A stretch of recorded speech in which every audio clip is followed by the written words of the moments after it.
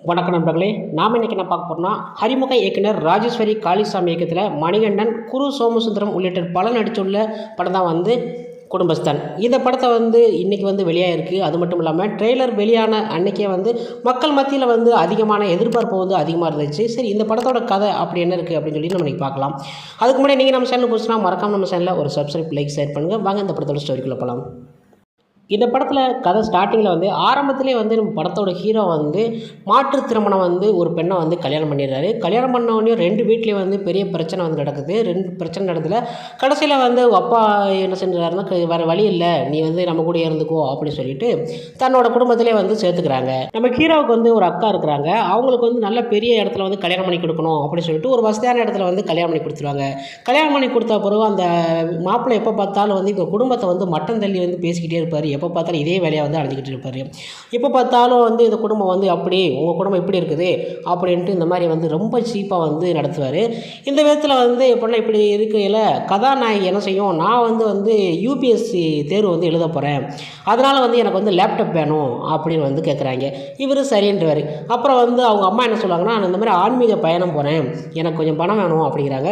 அப்போயே சரின்றாரு. அவங்க அப்பா என்ன சொல்கிறாருன்னா, வீடில் இந்த மாதிரி அப்படி இப்படின்னு இருக்குடா, கொஞ்சம் வீடை சரி பண்ணணும் அப்படின்னு சொல்கிறாங்க.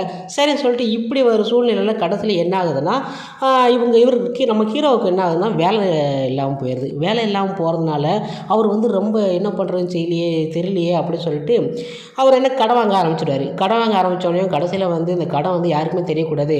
மெயினாக நம்ம அக்கா வீட்டுக்காரனுக்கு தெரியக்கூடாது. ஏற்கனவே சும்மா நம்மளை மட்டம் தள்ளுவான், இந்த மாதிரி தெரிஞ்சால் பெரிய பிரச்சனையாகும் அப்படி நினைக்கிறாரு.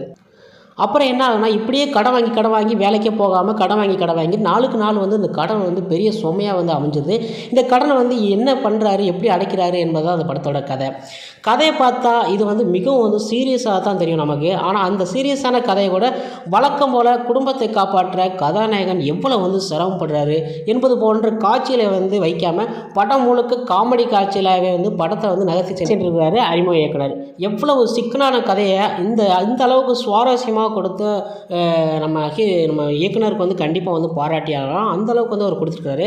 படத்தில் டைலாக் தான், படத்தில் ஒரு சூப்பரான டைலாக்கு சுவாரஸ்யமாக அருமையாக இருக்கும்.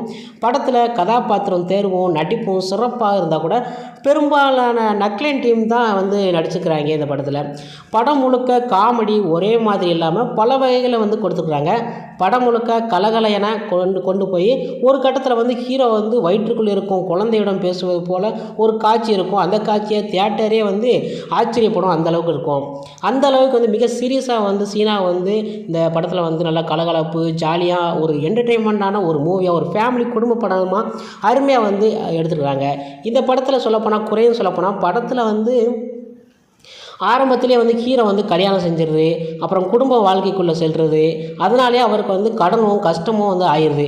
அதை அவர் எப்படி எதிர்கொள்ள போகிறாரு என காட்சியில் அமைச்சதுன்னு தான் சொல்ல முடியும்.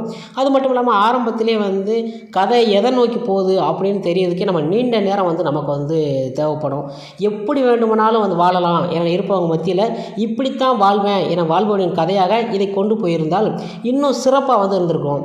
இதனாலே 2ஆம் பாதியில் கொஞ்சம் தொய்வு தான் சொல்ல முடியும். படம் கொஞ்சம் லென்த்து, குடும்பத்தோடு பார்க்க சிறப்பான படம் தான். அனைவருமே இந்த படம் கனெக்ட் செய்யும் அப்படின்னு தான் சொல்ல முடியும். இந்த படத்துக்கு நான் கொடுக்க வேண்டிய ரேட்டிங் 5க்கு 3 கொடுக்க. அந்தளவுக்கு இந்த படம் ஃபேமிலியோட பார்த்து என்ஜாய் பண்ண வேண்டிய ஒரு சிறப்பான மூவி. ஓகே ஃப்ரெண்ட்ஸ், உங்களுக்கு நம்ம வீடியோ பிடிச்சினா மறக்காம சேனலில் ஒரு சப்ஸ்கிரைப் பண்ணுங்கள், லைக் பண்ணுங்கள், ஷேர் பண்ணுங்கள். இது போன்ற வீடியோவை நெக்ஸ்ட்டில் சந்திக்கலாம். நன்றி, வணக்கம்.